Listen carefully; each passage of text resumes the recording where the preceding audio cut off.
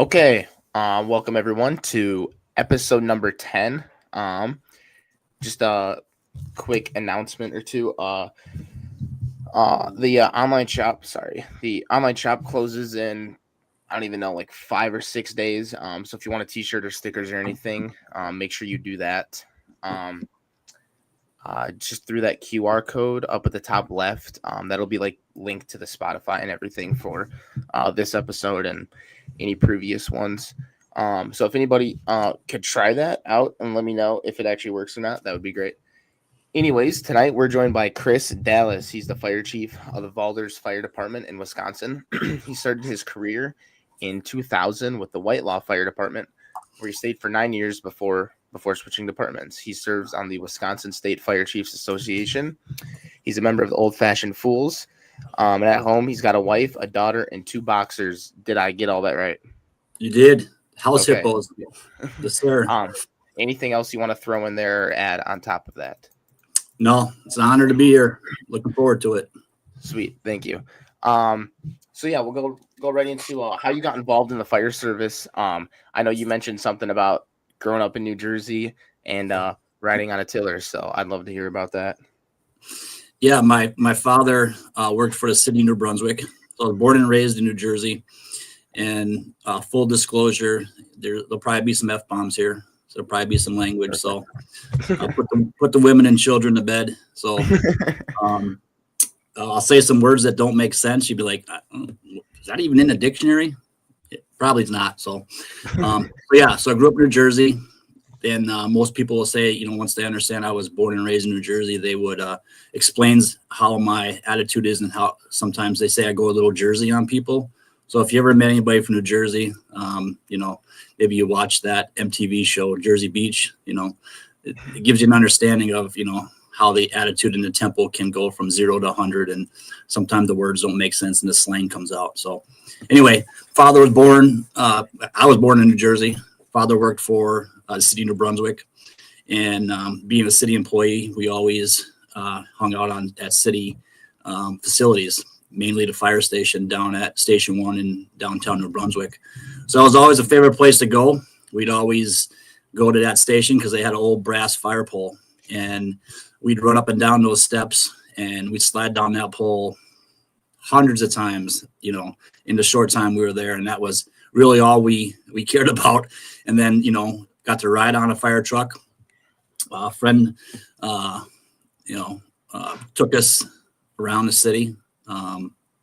Rode it when I was about 8 years old in a parade in New Brunswick, and took me into the city of New York. Got to visit some fire stations, and he ended up dying on the job. His name was Tommy Van Loo. So they found him, P&B at his desk and working one shift. So he died doing what he loved, and he was the one that kind of got me going and got me started at a young age. So, and ever since then, it's just been downhill from there. And people say, well, when did you become a firefighter? I'm like, we're not a busy career department, but, from the day I was born, I want to say I was a firefighter. So that's how it all got started for me. Awesome. How did the moving up the ranks I don't want to say pretty quick, but was that like 4 years after you first joined? Did I get that right? No, I didn't get that right. 4 years. Yeah, no. Okay. When I joined, the department I'm currently at. So when I started around 2000, I joined the volunteer fire department the community I lived in. For me, it was like, why would I volunteer anywhere else? That was where I lived. When we moved up here, I felt right, and I had a lot of friends that went other places, that went to Valders, where I'm at. They had I don't know if you want to call it a different type of approach at Valders than what Whitelaw had. They had an ambulance service here at Valders. They, a little bit more aggressive. And I'm like, no, I'm just going to stay where I'm at and volunteer, in my community. I'm right around the corner. Why would I want to drive 15 minutes? I'm going to make a truck. Why would I want to be on, second out truck and chasing the tailcoats of someone else? So didn't make sense. Anyway, stayed there for 9 years and ish. So, and then things started to get weird for me. I didn't like that I couldn't really move up in in that officer role. Pretty old school, status quo type of department where we just are going to do firefighting.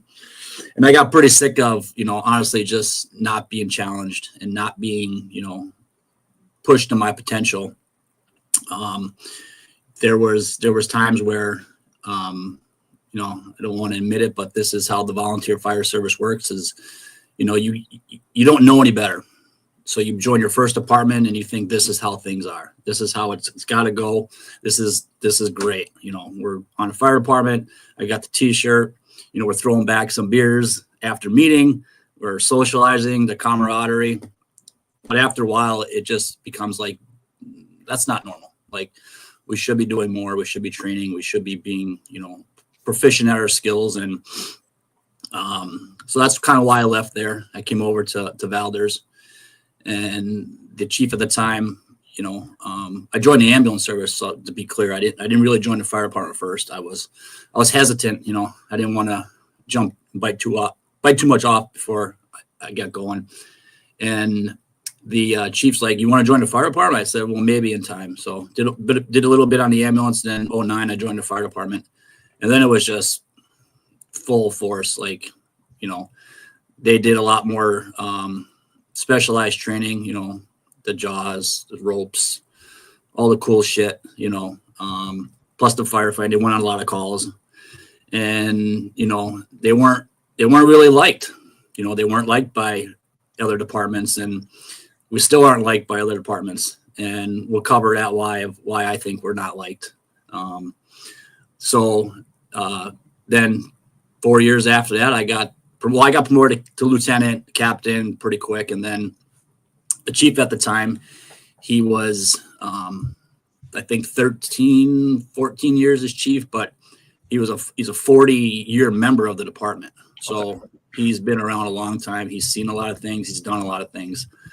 He, grew the department with the other chiefs here. I think I'm like, maybe like the 6th or 7th chief that's been in this department.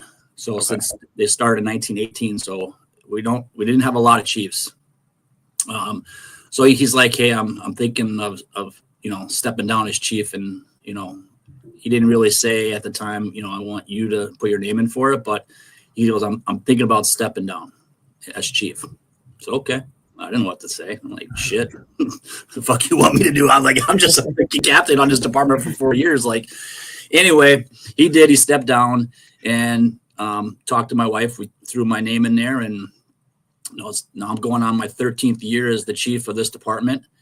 And right around 2015, 16, I got control of the entire department. So the fire department and the ambulance service was run by a service director. It was separate. And we went through our handful of those service directors. And it's almost like putting too many chiefs in a room. You put too many chiefs in a room, nothing gets done. And they butt heads, start fighting, and the direction gets lost. And the direction was lost, and we were going in the wrong direction and butting a lot of heads. And then we just the board decided to go a different direction, and they gave me control of the fire and ambulance. So I'm going on my 13th year of that, and things have never been better at our department. That's awesome, and that's it's good to hear. That's not always the case for a lot of departments, especially in the rural area. A lot of people think just because they're not going to calls every day that we can lower our standards. But anyways, let's go into some challenges, and I know there's a lot of them. But if you want to pick out a few that you'd like to talk about, if you could kind of touch on training and the importance of that, even though you may have low call volume or people that aren't super passionate. So however you want to take that. Yeah. So I think there's a couple things in the challenges of a rural volunteer fire department. And I don't know nothing about careers. I don't know nothing about unions. I feel like I know enough about rural volunteer fire departments in my area. Before I became this full-time chief, I was a rescue tool specialist for Hearst. So I did that for 5 years, and I traveled around Wisconsin, Illinois, Indiana, Upper Michigan, a little bit into Iowa, and all I did was my job was to cut cars up and showcase Hearst tools. But all I did was go into fire stations and talk, and that's it, with no agenda, no reason to try to sell them anything. It was just to try to get them to understand the importance of training, good quality tool, but also the stories they told, aren't too different than what the stories are in Wisconsin with rural volunteer fire departments. The struggles, they're the same across the Midwest. So hearing all those stories and listening to how those chiefs, mitigated that and what they were dealing with helped me in my position here. So that's why a little bit of history on that of, understanding rural volunteer fire departments. There's 23 in our county. So we have 23 fire departments. Of those 23, all but 3 of them are within the jurisdictional boundaries of our county, and 2 of them are professional career. We have 2 cities that are career staff full-time. 1 city that's run with a volunteer department that is phenomenally staffed. I mean, these guys is 1 city volunteer. They're getting out the door with 8 guys in like 3 minutes. It's unbelievable. It's fantastic. So you can do it. I mean, there's a way you can do it, based on your population, your people, your culture. So some problems what we're facing, training, whether you go on one call, there's a department, up until a couple of years ago, they really didn't go on a lot of fires. Like, they'd be lucky if they got to go their own fire, like first due fire, maybe once every 3 years. So how do you keep your guys ready, your girls ready for that one time you get that one call a year, right? A lot of mutual aid, but be honest, you do a mutual aid if you're not, automatic aid or right down the road, you're not doing a whole lot, but overhaul and packing hose and doing all the bullshit work. But that's all important too, right? So training, super important. You got to keep it fresh. You got to keep it on time. Training starts at 1800. You start at 1800. You're not starting at 1803, 1805, 1830. When I first started here, that was the shit that was going on. There was some, get here. What are we doing? Don't know. What do you mean we don't know? Now it's 1830 and guys are starting to look around, and then you lose them. So you got to keep your training on time. You got to be relevant to what you're doing, and it's got to be, structured. If you don't do those 3 things right away, it don't got to be break your back, bust your balls, sweating and, we got blood, and that's not good quality training. Good quality training is relevant to the point of what your department needs at the time. So we've changed our thing. Like, we've had 4 fires in the last 6 days. So lucky us, unlucky us, whatever you want to call it. Well, we had some problem, right? Lucky. Yeah. Everybody's saying lucky. Yeah. So it's a good thing right now. So morale's high. We're seeing a lot of fire. But we identified some areas that we can train on, weaknesses that we saw. So starting saws and, venting. So that's what we're going to focus on in November: saws and venting and starting saws and what to do when a saw floods. Because I don't care who your volunteers are. If these guys aren't lumberjacks or they ain't working with saws every day, the shit's just not going to go right at 2 o'clock in the morning. So when you get banged out for that commercial structure fire at 2 o'clock in the morning, and you got to go and you got to open up a 16 by 30, commercial concrete building door, shit ain't going to go right. I don't care what it is. So yeah, keep your training fresh, keep it on time, keep it relevant, and don't make it too long. There's just no point to it. And with larger departments, those departments understand how their groups function. You got your hard chargers, you got your guys that are just, want to just be part of the organization, and you got everything in between, right? So we found out that smaller groups work way better than trying to train 25 guys and girls on one topic. So we'll break them down into smaller groups, 3, 6, 9, 3 groups of 3, 6, 9, etc. But by the way, I can't count either. I'm horrible at math. And then take those groups and have little individual training sessions. Like month before, we did truck checks, we did stuff on the trucks, and then that group went outside. Then they did ropes, and then they did something with the pump. So there's 3 separate things going on, but each group is getting those 3 same topics, and you're more in tune with those 3 people. Okay.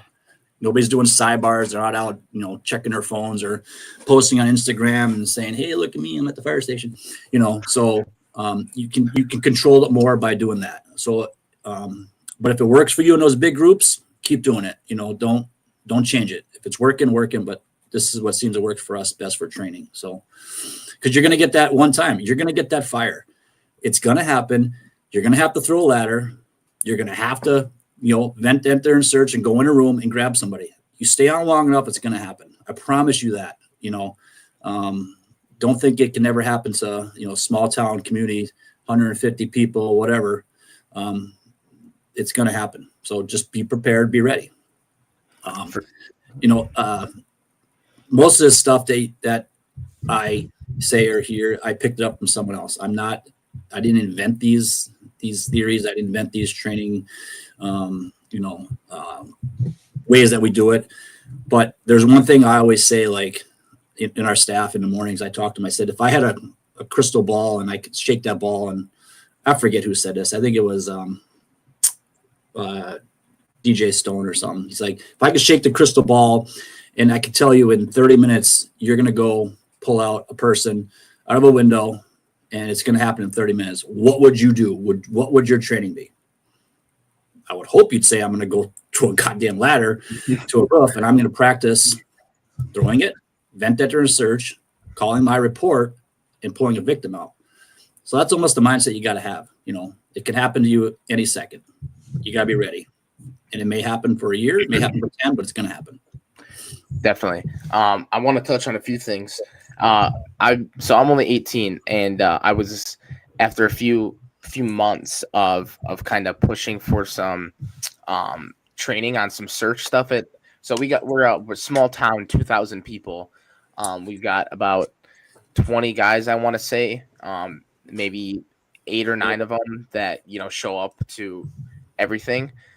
But was finally able to teach search, and I'm not anybody to teach search, so it was kind of like you said, just other people's stuff that we did, but definitely split our however many people, 15 people, into 2 groups, and one group went and did some hose line and pump stuff, and the other group did search, and then we switched, and it was a great training. So definitely the smaller group stuff is great. And to that point, if you got 15 guys and girls, you got a vast age from 18 to what? I don't know. I'm just going to say, I think the one in our apartment's 65. Okay. The 65-year-old in our apartment would whoop the shit out of half of our guys in our department. He'll throw a pack on, he'll be right in there, and he'll be searching with us. Mm-hmm. Now, on a volunteer department, you can't expect that out of every 65-year-old. You can't even expect that out of some 30-year-olds. We have some people in our apartment that are claustrophobic, that are scared of heights, that don't even want to throw an air pack on. In most volunteer departments, they're already booted. They're like, we can't use you. Get out of here. There's no place for you on our volunteer department. Bullshit. You do that, you're just pushing away people, because again, we're not going to fires every day. We're going to more car accidents, more medical assist, stuff like that. Those people that are claustrophobic or don't like heights are probably going to handle a majority of your calls. So again, when you're doing your training, you got to find those people and be like, you ain't going to do, search and rescue with, 5 7-year-olds unless they're ass kickers and they're going to let me in. So think about the training. If you do that, how productive is it going to be for an 18-year-old who's a hard charger? It's I want to get in there and do search and rescue. And these guys are I haven't put an air pack on in 20 years. Right. So, but that's not bad. That's not, that's a normal thing in a rural Wisconsin fire department. So for sure, understanding that and molding your training with your group, you just got to know your group. You got to know your guys and girls. For sure. And we've got, a handful of people that are just like pumps. You know, they love driving and they love doing pumps, and I've seen them in like worst scenario, like crazy fires, and they're perfect, and that's what they want to do. And so, like you said, you know, maintaining that balance of the dudes that want to, you know, pump and train and stuff like that. Just to go not more into training, but how often do you, like, is your department, like, is your requirement to train? Like for us, it's once a month, and then do you have guys that come in on their own time and train, and do you expect that as well from your guys? So when I first got on, so my department, we are in I wouldn't call it a slump. I'd call it a cycle. So when I first got on, I was, well, I don't know how old I was. So 20. So I'm now, I struggle with this. I went and talked to a first grade class last week about the fire service and this and that. And they asked me, how old are you? I said, how old do I look? And one guy goes, 96. I said, well, there's some mornings I wake up, I feel like I'm 96, but I'm actually 46. And that's not even true. I'm 45. I don't even know my own age sometimes. So I've been on this department, you know, for 13, 15 years. So let's call it, when I joined it, I was, you know, 30. And they had training every Monday. The first Monday was officers meeting. Second Monday was, you know, whatever we did. Third Monday was our official monthly training where everybody showed up. The fourth Monday, fifth Monday, etc. So we were down here every Monday, and we were a younger group, right? Younger guys, you know, 18 like your age, 20, 22. No kids, no real direction. They're like, I just want the fire department. I want to train. I want to do shit. You know, we work, and then we go to, you know, do our things on the weekends, and we repeat. So we were training a lot. Mondays, all the time, you know, a couple hours. You know, you had like 5 or 6 people every Monday. The third Monday, same thing. But as we started to get older, they started to develop families, and then they got kids. The lifestyle changes. The cycle changes. So it's not as much people on those Mondays. There's even some Mondays now where we don't get anybody on those alternate Mondays. We still have officers on our first and third, you know, normal, but that second, third, and fourth, especially in summertime now, we don't get a lot of people. We may not get any. So it's a cycle we're in because of our age group, and we'll adjust out of that cycle. And then as their kids get to a point where they, you know, fly the nest and they're like, I don't want to hang out with mom and dad anymore. You're not cool, right? You're out of here. There'll be things for them to do again. So every department that's dealing with this is like, man, 10 years ago, we were just going crazy on training. Well, look at what's happened to your guys and girls. Are they in sports? Their kids. I got one guy, he's got like 5 kids, and they're all in different ages, and every one of them's in a different sport, in a different county, in a different town. Like, how do you do it? He's like, I don't know, you know, working a couple jobs just to, you know, make ends meet and do everything.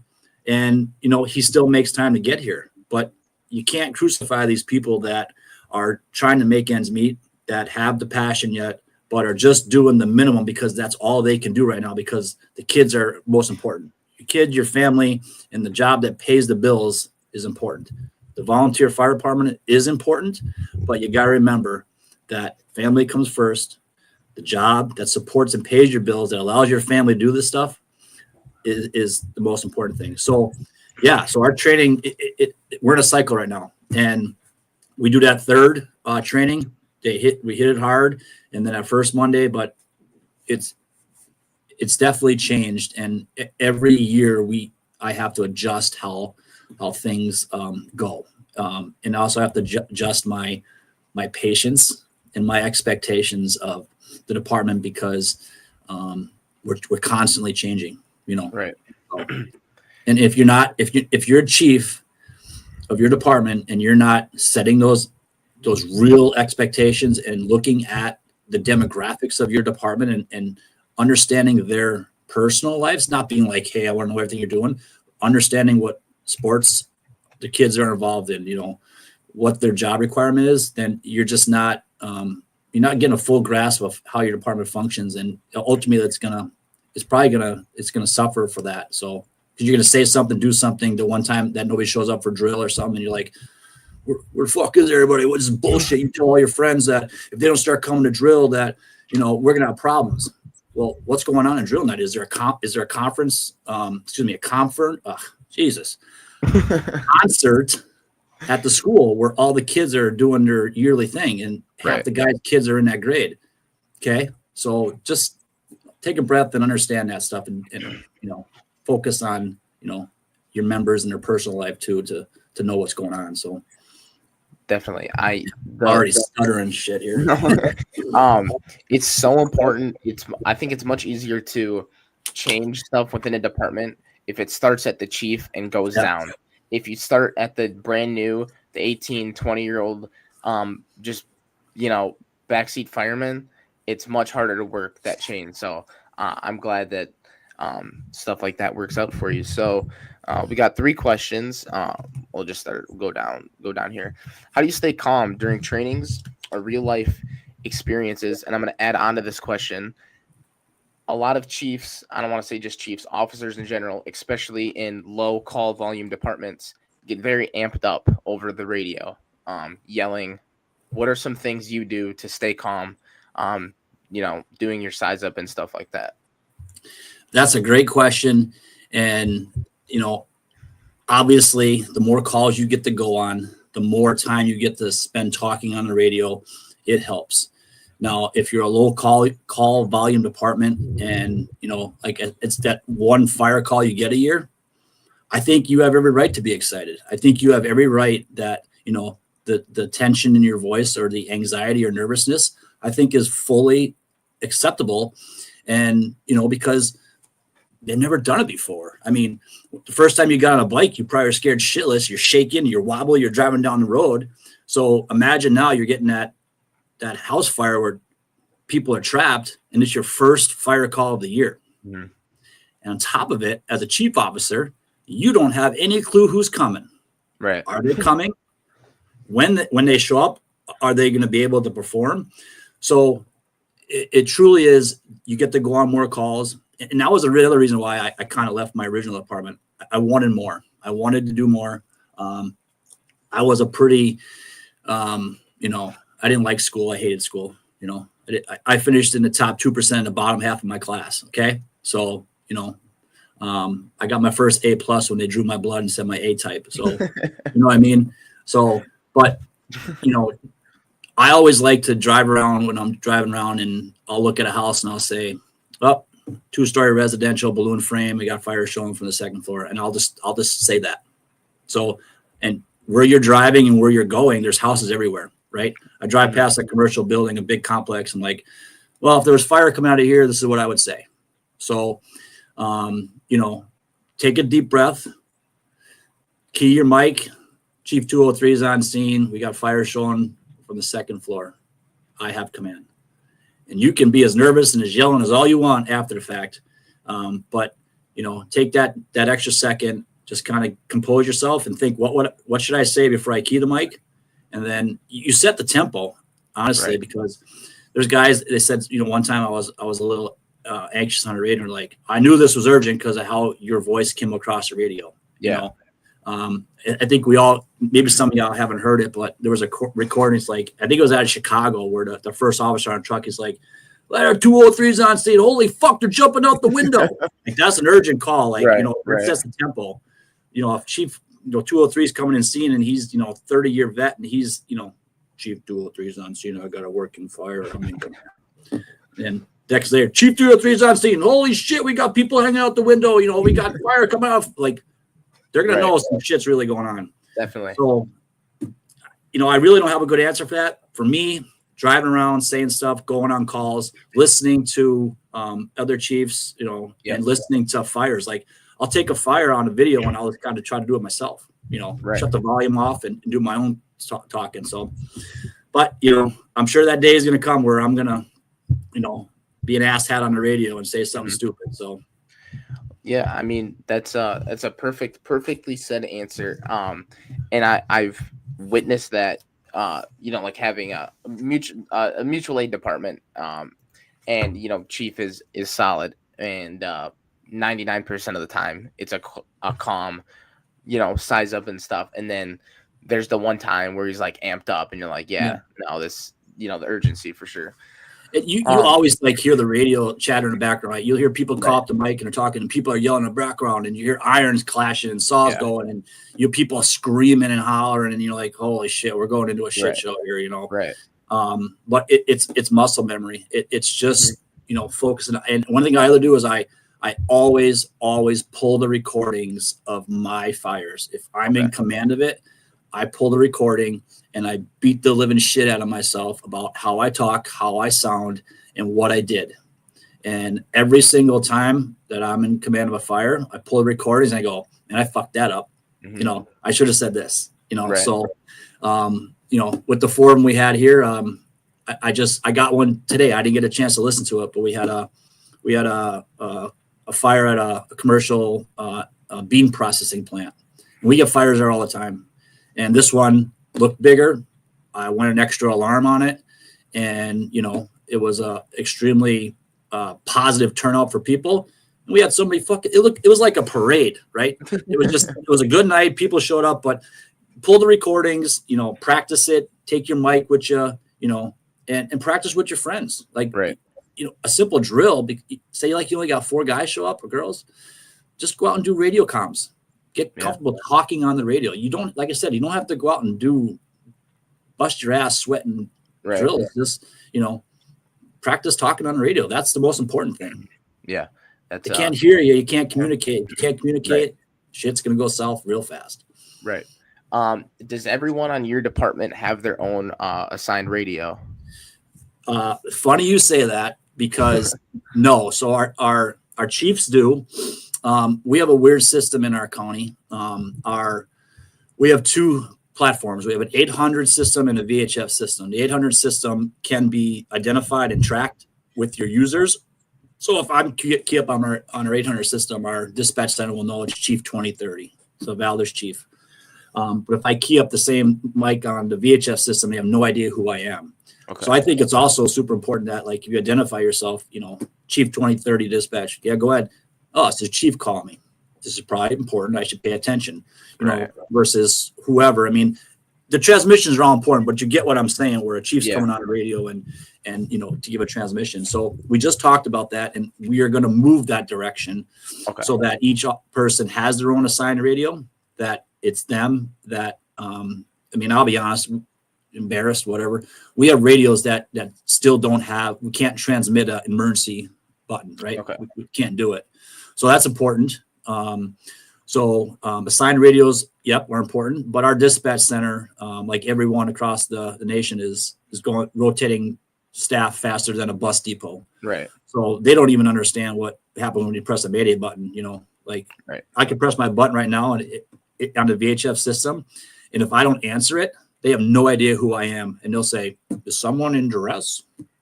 Right. So it's nice to have assigned radios, but if your comm center, dispatch center doesn't know who you are or what department you're from, it's useless. It's just a good way to fuck with them, right?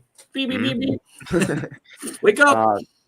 We'll go into another question. How do you find a balance between community engagement activities and training and calls? Is there a time to say no to certain things if people are getting burned out? How do you prioritize? It sounds like a question from one of my guys. So the fire department is the fire department. It is not the fundraising department. Okay. Let's be clear. Can we quote that? Like, put it on a flag? Fire department is for fires, not for fundraising. The expectation across the 80 where you go, is that the volunteer fire department should fundraise for its equipment. We have fire departments in our county that are operating on like a $30,000 a year budget. That's it.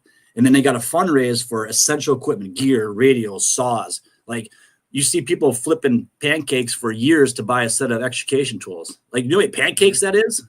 Like, when I joined the fire department, I joined to go to fires, to sit in a truck, to make all kinds of noises on the siren and make a difference.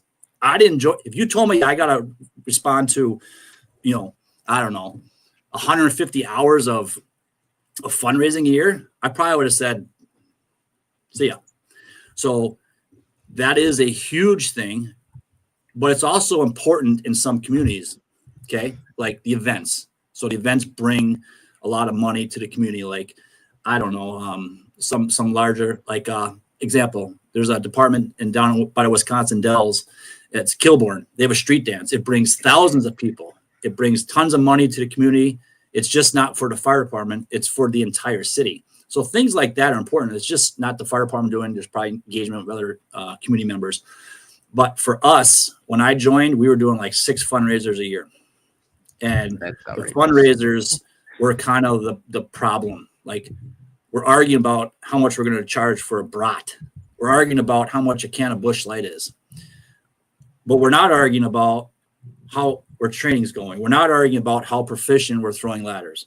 Nobody cares. They give shit about brats and beers. I'm like, this is going to end. This isn't how it's doing. So we started talking, and we started like, listen, the fundraisers are awesome. Is it about the money, or what is the reason that we want to fundraise? Okay. So whatever it was at the time, I don't remember, but we don't fundraise no more. We do one a year. That's a partnership with our Lions. We do a picnic, and we started, the picnic was 1 day, and then it went to 2 days, and now it's a 3-day picnic, and that's all we do. So we don't need fundraising money. The fundraising money we make goes back to the community. We sometimes donate it back for special projects, whatever, or we buy it for the wants we have. All of our needs are covered by municipal funds from our people we cover. So you got to find that balance. Like, if you need a reason to get together, set up a training, set up a mutual aid drill. But, you know, the fundraisers, that's a hot button. I hate them. I don't think fire departments should be expected to fundraise. And we're our own worst enemy on that, because we've done that for years. And we've the fire departments that do that held the line on raising their revenue. So, like, let's look at COVID year, right? 2000. What happened? Everything was shut down. You couldn't fundraise. You couldn't do nothing. So imagine if that happens again, or like, we're never going to recover from that bullshit COVID, right? So that year we had no fundraising, no nothing. So if we were relying on $25,000 of fundraising money to balance my budget, now I'm screwed, right? Right. So every department has to take a hard look and say, what are we here for? And if it's fundraising, go join your Lions, go join a charitable organization. The fire department is there to provide fire suppression, emergency services, and to mitigate problems and save lives. If they're there to fundraise, you need to reevaluate your mission statement, and it's probably not the best interest to be on that department. But everybody's got to look at, that's my opinion. So, right. No, that's well said. Yeah, because more people, they're fundraising more than they're training. How the hell do you justify that? And how do you sleep at night? You know, right. And then you get that one big call, and nobody knows what they're doing. Can't get the pump engaged. You know, our hoses are in a knot, and you know, it's embarrassing. So yeah, for sure. So we'll stay on the train of as the chief, what are your protocols / after action plans after the bad or large calls? So we try to do a hot wash after every call. So it could be 5 minutes, it could be longer. I mean, I've had hot washes at 3 o'clock in the morning. Right. You know, sometimes doing a hot wash or doing that right after it isn't the right time. You know, it isn't the right place because of how, like, you get those calls and nobody's saying a fucking word, right? Right. It was a bad call. They're silent, and we're just processing it. You know, like, sometimes you just got to let it stew for a little bit, you know, let it go. Next day, whatever, if it's that bad, you have a debriefing or whatever. But we have a tendency to, you know, how to go. What do you think? You know, anybody get hurt?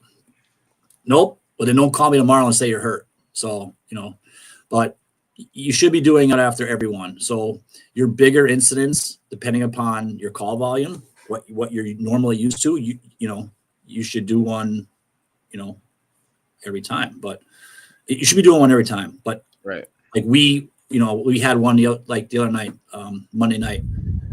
It involved 15 departments. So because just the way the box alarm fell, and we rely on more departments to bring more apparatus with not oversaturating one local department. We didn't do anything on that one. We talked to the chiefs on scene, said, hey, everything worked good. It was great. Communication always can improve. So you don't want to waste people's times in doing these debriefs and stuff like that. But obviously if there's an injury, shit was just gone bad from the front. And if something crazy happened, you definitely want to do one, Right. And if you don't know how, reach out to somebody and ask me, how do I do this? And the big thing is you got to be open and honest. If it didn't go right, say something. Like, don't be like, hey, chief, everything went good, because, you don't want to piss the chief off. Right. You got to say, hey, chief, I didn't like one bit of this, this is what my opinion was, and I feel we can improve on this. Excellent. And then do not take it out on that firefighter down the road. Right. Like, if they have enough balls to say something to you and say, I didn't like how this went in front of the group, those are the people you need to be listening to. Yeah, for sure. If you don't listen to them, someday they'll be gone and there'll be no one to give you feedback. So. Right. Yeah. Yeah. Well said. I mean, it's definitely important, and it's tough too. There's still that, I guess, stigma, if that's what you want to call it, too, with the mental health aspect of stuff, which is something that I like to touch on and talk about a lot. But anyways, as someone who is currently in school for firefighting, what are some further education options you would recommend after an associate's degree? So you got to get your education, right? You get your core skills, you get your college credits, you do your thing. After it, I guess the number one thing I would suggest is you got to get out of your zip code. Mm-hmm. So, training is important. The training is important to see how other people are doing it. And what I mean by that is not going to your neighboring department, not going to your neighboring county. You need to get out of your zip code and see how it's going. And like, I always like to try to get our guys, and it's tough, like I said, because they got a lot of family now. We send them to FDTN. So down in Indianapolis, in Indiana. If you're not familiar with that place, like they say it's Disneyland for firefighters. I took a class down there, and it is that. Just took their entry level. I forget what it was called, but it was 3 days of different scenarios, stuff like that. Search, forcible entry, and all this is under live fire. So they're going to push you. They're going to, so you need to go to places like that. It's going to cost you money. If you got to spend a little bit out of your pocket, if you can make it work, make it work. But don't bank on a career department breaking the bank on sending you to trainings, across the United States. The volunteer departments have a lot more money for stuff like that. And if your chief and your company officers have bought into it and want to invest in the training of those guys, and if they haven't, it's your job to kind of show them why, convince them why we need to put a little extra money towards it. There was a time I did some, I took all my officers. I gave the option to all of our officers. I think there were 6 of them at the time. I'm going to pay for your whole trip to Florida. I'm going to take you to this conference with me. Everything's paid for. Department paid for a little bit. I paid for the balance out of my own pocket. And a couple of them, I think 4 or 5 of them went. 2 of them didn't. That's fine. But the conference was for your spouses. So the spouses, I wanted you to bring your spouses or significant other too. So it was a conference where the guys and officers would go, and then the spouses would talk and understand how important it is to understand what we're going through, how to deal with us when we come home like we're an asshole, how to talk to us. And if we're not talking, what it means.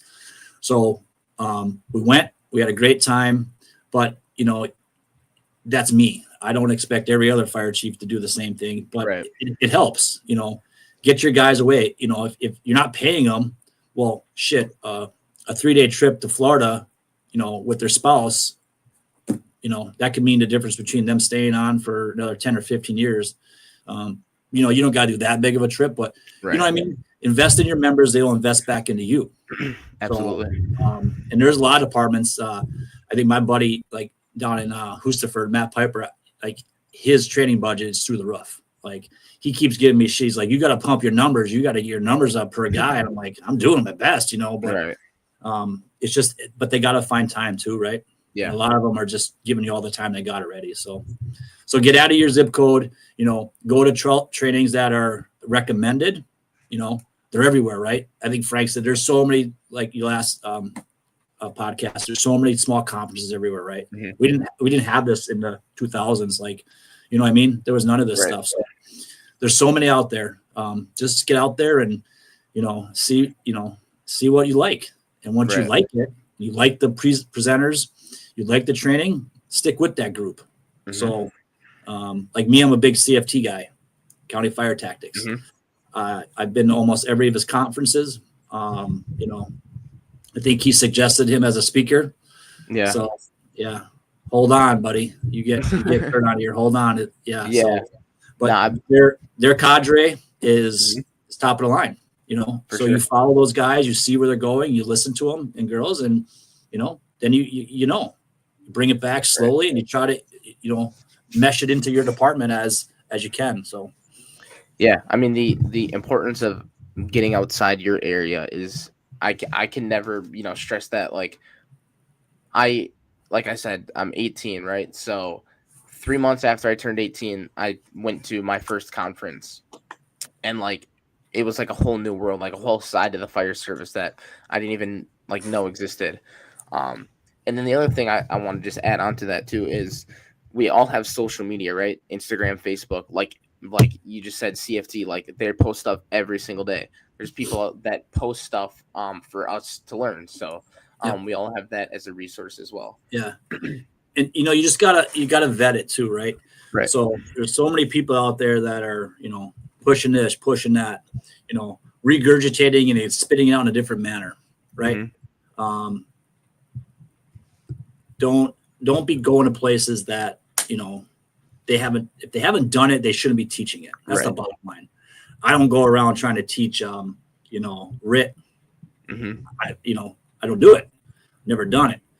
But I can go around and I can teach you education because I've been doing that for forever. Like, I don't try to teach you shit I don't know. But some people are doing that, and you just gotta watch that though. For sure. So yeah, definitely. All right. Another question: How do you empower your people and foster their growth into future leaders and officers of the department? Do you also encourage them to grow, even if it is beyond your department? Absolutely. You just have to set the example. I think that's the most important thing. Being physically fit, having a common sense approach to things, making sure that they have the tools and the equipment and the resources at their disposal. I think, I don't know the exact number. Our department has a history of we're a giant stepping stone. Okay. Not as much in the last 5 years, but previously, I mean, we probably rotated about 40 guys and girls through our department that are now hold the rank in career departments all the way up to chief. Okay. So we had a whole shift at one department that started at Valders Fire Department. Awesome. So that's what we want. We want you to come. I want you to come to our department. I want to give you the experiences. I want to give you the tools. I want you to sit with our members, and I want you to take that and apply it and move forward. I don't want to restrict you. Right. I want you to grow. And I keep telling our guys, who's ready to be the next chief? Like, who wants my position? And they're like, oh, no, I don't want that shit yet. I'm like, because I am 100% ready to relinquish the reins if somebody wants it. Like, if you're ready to go, I'll gladly move aside. I'm 46 years old. I got 20 plus years in the fire service. I would step aside to let somebody continue to grow our department. Now, I just ain't gonna let no Joe Blows come in and take it. Right. I got to be ready to give it to you based on your experience, how you treat people, how you communicate, and where you foresee this department going. Like, we're going to keep growing, Right. It won't be long before there'll be a staff person here at our station for fire. We already have staff EMS. They're here 24/7. They sleep here. Some of those are on the fire department that would just jump over, right, if there's a fire. So if they come to me and they say, hey, I want to go to this conference, I say, well, why? I heard it's really good, and I want to just get away for a weekend. You ain't going. Okay. It comes to me and says, hey, I want to go to this conference. This is what I want to learn. This is what I want to do. Yeah, we'll send you. That don't happen all the time, but that's how it's going to go. We'll never restrict somebody who wants to go and to better themselves. And it's even just, anything. Like, if they want to go take a class on conflict mitigation, dude, I'm sending you, because conflict mitigation is like number one thing that fire chiefs need to understand. Right. How do you talk and resolve conflict, in a manner that's professional, that they understand it, that they don't think that you're just going to tolerate this shit. Right. So we just had last year, I'm trying to think. So we probably had about four guys and girls over the last 3 years that left here and went to be career, that are still career. A couple of them still volunteer here. But that's the goal. We got one right now. He's he's going to school. He's getting an associate's degree. He's going at Oshkosh. He's staying. And he's going to NWTC. So yeah, I don't even maybe where are you going to school at? At Fox Valley Tech in Appleton. Matt Welch? Do you know him? I do not. Okay. No, I'm first semester, so we're yeah, he's doing the same thing. So okay. he's coming here, he's doing his thing, and we're like, hey, he's going to college, doing it. I'm like, you want me to pay for your EMT class? Mm-hmm. He's like, you can do that? I said, absolutely. All I want for you to do is come here when you can. Right. Give me a weekend. Give me a couple hours over Thanksgiving. If you're around, we get a call, show up. Mm-hmm. So you can't restrict your members based on how many calls they make. You can't restrict your members based on, how many fundraisers they come to. So many departments do that shit and they push them away. We just had an incident, we didn't, in the county department. One of the firefighters got pissed off and said something about the chief wasn't at the open house, and where the hell is he at? Why isn't he here? The balls of a firefighter say that about a fire chief who has no fucking idea what it's like to be a chief. You have no idea what the requirements are. You have no idea what the commitment is, how many phone calls we get, how many literally fires we put out every day, not literal fires, but fires we put out. And somebody has the balls to say to that fire chief and give him shit about why he wasn't at the open house. Did you ask him? No, we just publicly bashed him and pissed him off. Right. Backseat wisdom. So all you future firefighters and all this stuff, keep your fucking mouth shut until you understand the story. And you probably shouldn't say nothing about anything about a company officer. So just be quiet, suck it in. And if you have a question, confide in that one mentor or senior officer before you go publicly saying something stupid that's going to ruin your career and stay with you forever. So yeah, I got a little excited there. Yeah. No, I get it. I agree. No, I mean, I don't have anything else to add. It's a good advice. Especially in a younger generation with social media and everything. It can get out of hand pretty fast. Oh my God. The worst thing that happened, the good and bad thing that happened to fire service is social media, because it doesn't matter what you're doing. Somebody's always going to find something to beat you up about, Right. And they'll sit there and they'll type on it behind their keyboard and be a coward, and they won't even be doing it themselves. Right. Oh, you're training on wrong, but they've never done it. Oh, you pulled them out of the window wrong. Have you ever done it? Have you ever done it in a live fire with a 300-pound victim whose skin's sloughing off their, flesh? Shut up. Why are you commenting on this? And that's again, where these chiefs have to set expectations for their department members. If they don't have expectations from the day they became the chief, the day that they took control of that department, they've already set themselves up for failure. So your expectations are what you want to feel your department, the direction of your department.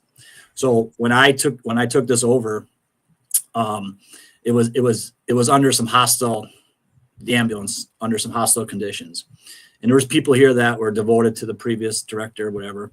And I remember when I came out and said, so-and-so is no longer with us. I'm now running department.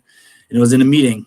And one girl, she was sitting in the middle of the room and she stood up and says, I don't want to be part of this shit.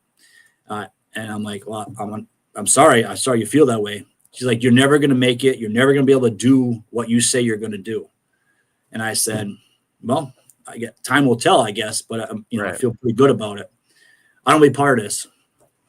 There's the door. She walked out. She never came back.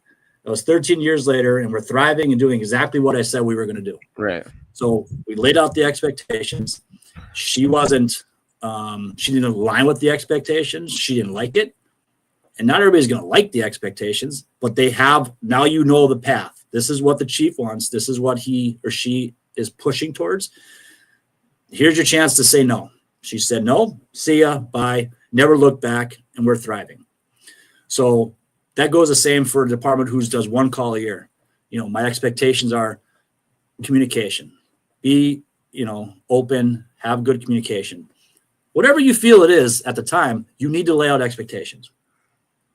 If you don't, then you can't go back and say to Joe Blow firefighter, hey, why did you do that? That's not what I wanted. He's like, oh, I didn't know that. You didn't tell me. So having clear expectations, you don't have to have a lot, just have some. Mm-hmm. And then precise, SOGs, guidance, and good officers that you can rely on that can, don't have to go to the chief with this. No, company officers need to handle their shit based on the expectations and the policies or SOGs the chief set forth. Don't micromanage. Let them go. Let them do their thing, but have expectations. So I can't stress that more.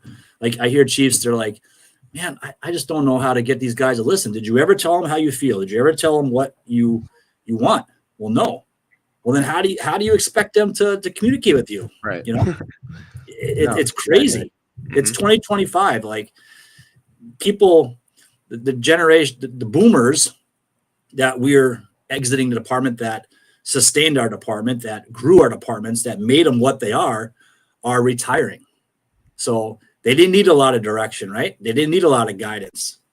You try to tell a boomer something that, I know this already. You don't got to tell me this shit. But now you take a new upcoming firefighter and they want to be told. They want to be given direction. They want to be shown this is exactly how I do it. Right. Perfect. That we have to learn to find that happy medium of, baby boomers all the way up to what are we at now? I don't even know what generation we're on. What letter? What are we doing? Any ideas? X, Y, Z. I don't know. You know what I mean? Yeah. It's just the fire chief in 2025 in rural departments is very interesting. Yeah, no, for sure. So, we got one more question. If we'll go back into some training stuff. As a department that sees a lot of stressful calls, especially car accidents, how do you maintain the operational tempo of those calls in training? What kind of stressors do you add in training? That's why I kept keeping the trainings relevant, real, and to the point. We've done some trainings here where I'll blaze music, Perfect. Get all kinds of background noise. We'll add smoke machines. Mm-hmm. We'll just constantly try to keep it as real as possible without putting, real life victims in there where, you see some of the goriest, grossest shit. You're pulling your neighbor out of a car who's dead. Mm-hmm. You can't train for that. You can't, and that's the other thing with being in the volunteer department. We all know each other, right? We live with our community. We volunteer in it. And my biggest fear is picking up a family member. Mm-hmm. I coded my neighbor, at the gas station, I'm like, holy shit, it's my neighbor. And they're like, this guy? I'm like, yeah, it's my fucking neighbor. you just got to remember you were called for a reason. So they called 911. You are 911. There is no one else to call. So, and if these people have, I don't know who's asked these questions, but if they want to reach out to me, I can give you my email and we can talk more offline and stuff like that. Pretty sure you know this person. Okay. All right. So it's just getting your guys mentally prepared, training them to be ready for anything. Like I'll throw cars up into fucking trees. Like awesome. I rented some heavy equipment and I got a Skytrack and I put a car up in a tree. I spent a day digging a hole in the back of our station and flattened a car and put it in it. And when I flipped the car, I started on fire. Like I started a fire in a car behind our station. Like, so your training's got to be real. Like last February, I was gone and they had a crash on a bridge, and it came in as a iPhone crash alert. And they get there, and there's a truck hanging over a bridge with a guy sitting in the front seat. Okay, nothing crazy about it. It's hanging over a bridge, and bro's talking to him. He's doing all this thing. He's like, so the tempo's kind of slow, right? The vehicle's on like a 45 hanging over, and it's snowing. It's cold as shit, and he's talking, and they're like, okay, we're just gonna stabilize the vehicle and get you out. So they do their thing, they stabilize them, get the vehicle out, pop the door, open the door, slide the dude out, and they're like, holy fuck, his foot's gone. Like he was lost his leg from like the shin down. Now we went from 0 to 2,000 miles an hour because we have an amputation, and dude's still talking. It was so cold, just the trauma, the sheer shock of it, kept him going. Now, like, boom, we're crazy. How do you train for that? You can't. You can train for knowing where my tools are, what side of the truck they're on, what's the capabilities of my truck, or excuse me, of my tools, what level of competency is in my squad, my people, right? Because you got 30 members of your volunteer department. All 30 members are not going to be turbo type A hard chargers that know how to extricate. That's just not going to happen. So looking back, I got 4 greenhorns. Well, I got to be a little more aggressive with my commands and how I'm going to do things. Maybe I'm even taking the tools. So same thing for, your search and rescue. You just got to keep it fresh, keep it relevant, and keep it to the point. Don't over drag it and repeat the same shit every month. Like that one department I said I joined, we rolled so much hose. Like I thought I was like, a candy factory of just fucking rolling out Tootsie Rolls. Like that's all we did. I'm like, there's more to this. Like this is stupid, So get your guys mentally prepared by training them, giving them the tools, giving them the resources. Don't micromanage them. And when you let them go, let them go. Take the leash and let them go. And only tug on that leash when it's a safety concern or they're going to hurt themselves. Everything else, don't micromanage the process. Look at the outcome after the fact. Because as we know, shit doesn't work right well the first time. The fire does whatever it wants. The tool will break. We have no control over what really happens, but we have control over what equipment we have, how ready the equipment is, and how proficient we are with the tool. That's it. And how physically fit we are, right? That's the other thing. So, because I could take, my tools and walk out there with what I got on right now. But if I don't train with my turn-on gear and SCBM with those same tools, you're going to be like, shit, fuck, this is heavy. I'm out of breath. So you just got to, keep it relevant. I think I'll say it 100 times. Keep it relevant, keep it fresh, and keep it to the point. Perfect. Yeah, I mean, the fitness thing, we could I've spent episodes just talking about that alone. So it's wild. I think if the fire service would, like, the public would ever learn like how fit we are of like calibers, I think like we'd all be in trouble. Right. Like, but you got to understand that that's what we're volunteers. Like this isn't but it's no excuse to like, be out of shape. Like at least we can do is carry a ladder, carry a 20-pound. Like we shouldn't get winded with that. Right. And if we are, maybe that's not your job of carrying that. But again, there's always a time and a place where you do something, but we got to understand that fitness plays a huge role in how the outcomes of our incidents are, Yeah. So I can't stress that enough. Right. Mental health and fitness and physical abilities is right there with equipment, understanding and, leadership of, your direction of your department. Right. Yeah. I mean, I learned the hard way that the fire ground will humble you quickly. So, right. Yeah. People that are like just starting out and in the technical college and not on a department yet, do everything you can to get in shape. Functional fitness, it's So. I mean, we went to that fire the other night, and it was, I said we only had like 7 guys show up. Like, Where the fuck is everybody? It's 2:00 in the morning on a Thursday night. So then I want to talk to everybody. Hey, where were you? I'm not pissed. I'm not upset. I'm not angry. I just want to know what's going on so I can better understand, what your commitments is to, whatever you're doing. But those 7 people, the first engine had 3. Okay. So you got the operator. Now we're down to 2. And then I was there as a chief. So I'm humping hose. I'm feeding hose in the door.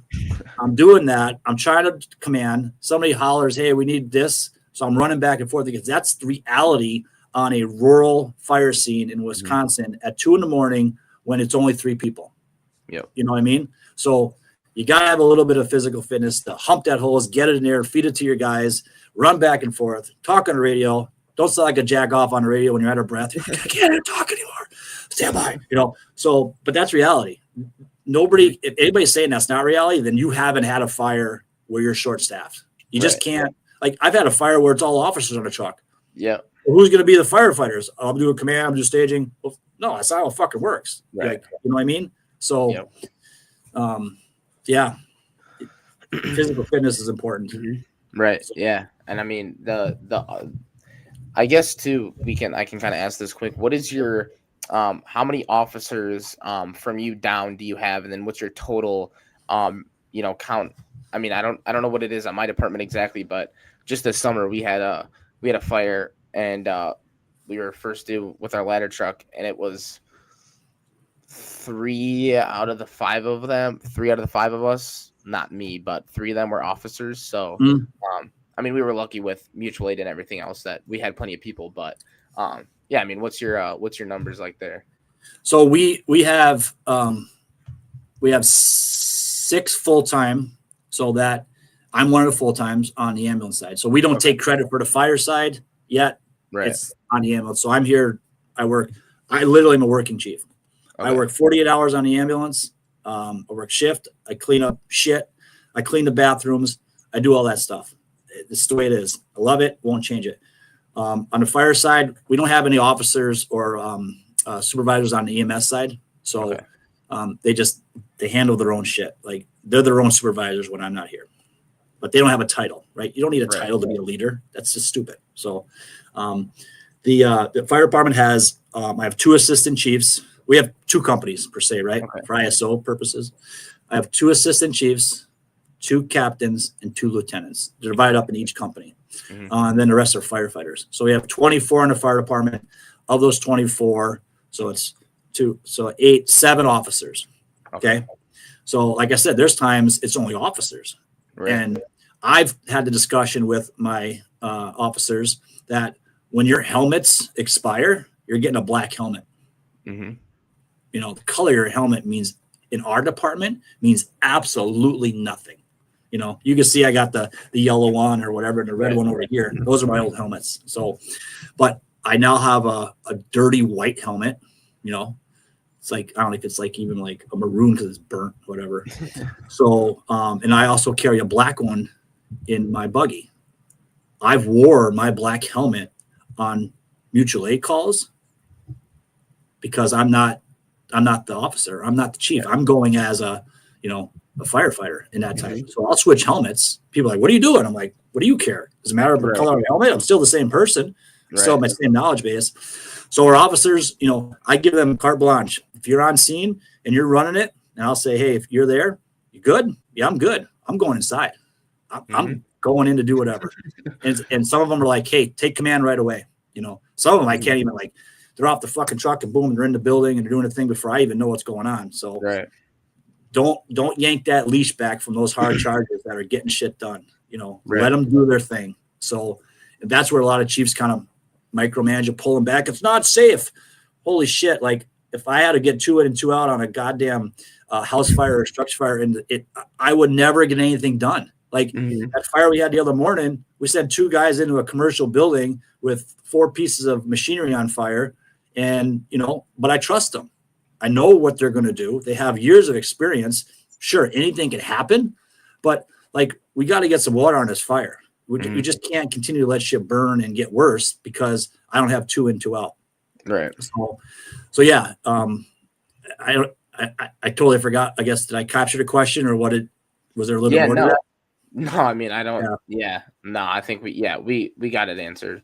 So yeah. So when their helmets take a shit, we're all going to black helmets. There'll be one white helmet. That'll be the chief. Their shield will signify their level, kind of like how FD and Y runs, right?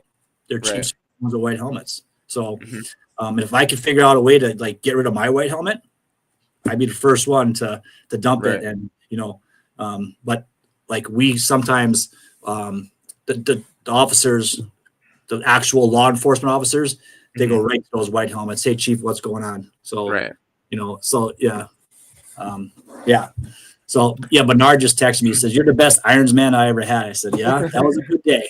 That was a good day that day." So, but again, you got to be proficient, set the expectation, right? Know how to do it all. Or if you don't know how to do it all, say, "I don't know how to do it," but practice at it. So, right.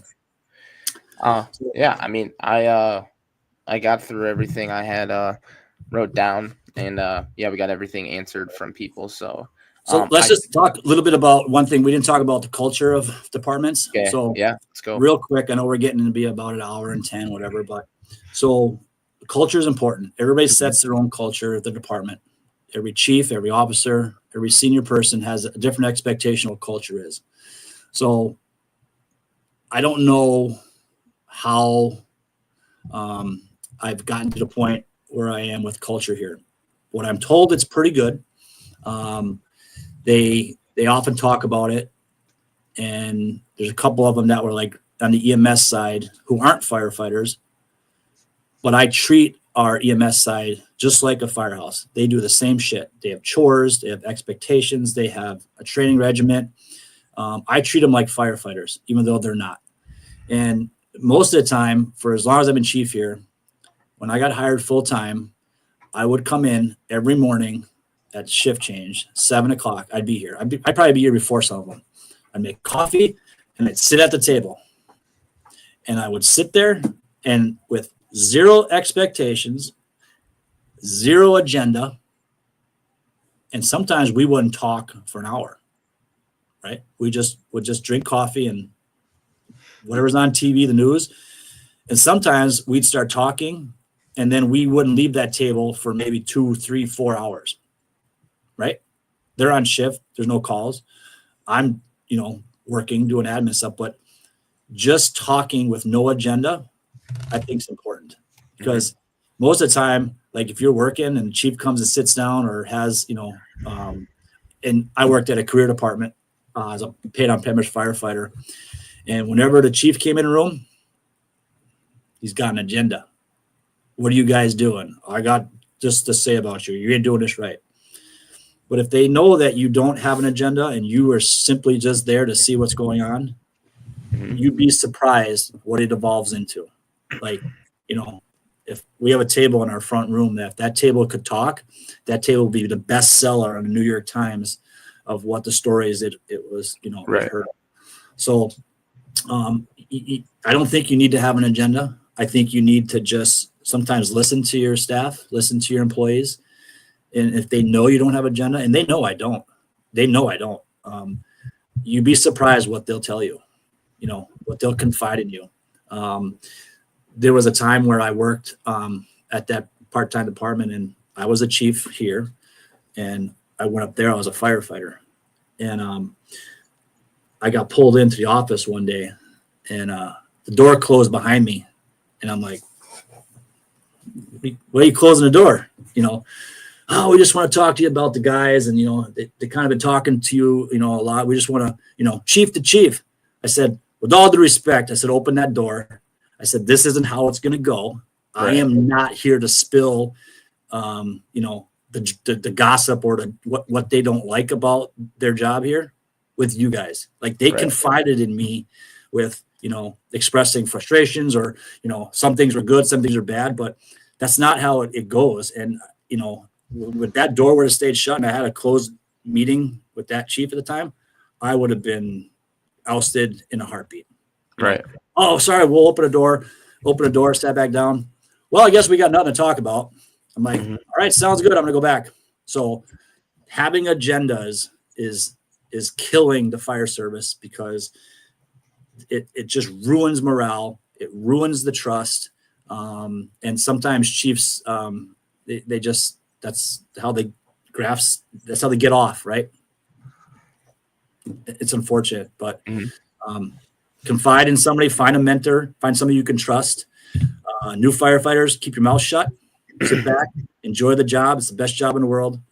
And don't ruin it by running your mouth. You don't know everything. I'm a 25-year, student of the service, and I learn something new every day. So it's, this has been fun. So let's talk about. One of the first things I was told when I was 14 was eyes open, ears open, mouth shut. So I think that not just for new people, but we could all do a little less talking here and there, especially like I'll say social media again. That can be a rough spot. Yeah. For sure. I said that God gave you 2 ears and 1 mouth for a reason, right? Mm-hmm. So, you're gonna hear a lot, and you can learn something from a lot of people. Yes. And I think Frank hit it last podcast. You're gonna learn a lot of what not to do just by listening. Right. So that's even more important than learning what to do. Mm-hmm. Learning what not to do, what not to say, how not to treat somebody. So just enjoy it, be quiet, take it all in, but find that mentor, find that one person that you can talk to that, again, doesn't have the agenda, that isn't going to go and tell your company officer or tell your chief, hey, so-and-so was talking to me about this. It's going to take you a little time to find that person, and you may get burned once or twice because you just don't know for sure, but we do exist. We are here. Go out and find us. Chiefs, I say like me, we want to hear what you got to say, and we're not going to hold it against you when you tell us that Chief, you really fucked up my day. Right. Tell me why. And then after you're done, it's over with, and you move on, and you just treat them like you would every other day. Mm-hmm. So. Yeah, absolutely. You're setting a good example for fire chiefs, especially in rural Wisconsin. It's an interesting place by itself. I had a lot of people that I learned, some really bad shit from. So it's been a good ride. I hope to keep doing it for a while. But it's definitely becoming more and more challenging. So. Right. Yeah. It's I hear you. I got through all my questions, and I think you might have the record for most questions asked in the chat. So. I don't have much else. That was fun, and I'm excited to re-listen to it and actually listen to most of your points more in depth. But the Spotify will be posted probably later today or tomorrow. Okay. So thanks. That was good. All right. Well, I appreciate it. Keep plugging away. Don't let anybody tell you can't do it. I always say, like I tell my daughter, I said, the answer is always no until you ask the question. Right. So she's 14 now, going on 24. So she's kind of like, dad's not cool, but she's kind of grasping the concepts now. Right. So just keep plugging away, man. We need younger people like you to keep spreading the good message about, fire service and because you're a future. I mean, you are. Yeah. I mean, you know, so. Yeah, absolutely. And I got some other people in my class right now at the tech, and a few of them are watching it right now. So I'm glad that there's younger people that are willing to listen. Yeah. And another thing, like I'd say, is like what we learn in the technical college and real world stuff is so different. So For sure. And the last piece, maybe something else to take, just get through that technical college stuff. It's important. It really is. The foundation of education is extremely important, but don't stop learning. Don't think you know everything, because that first fire is going to humble your ass. It's going to beat you down.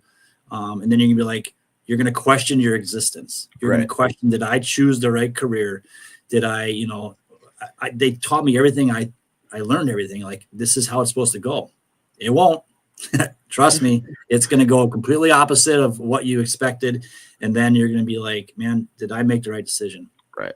Yeah. Just, roll with the punches, but find that mentor, find that someone you trust, and lean on them. Right. So, yeah. All right. Well, thanks to everyone that listened, and thank you, sir. I appreciate you coming on. Yeah. Hey, one last thing.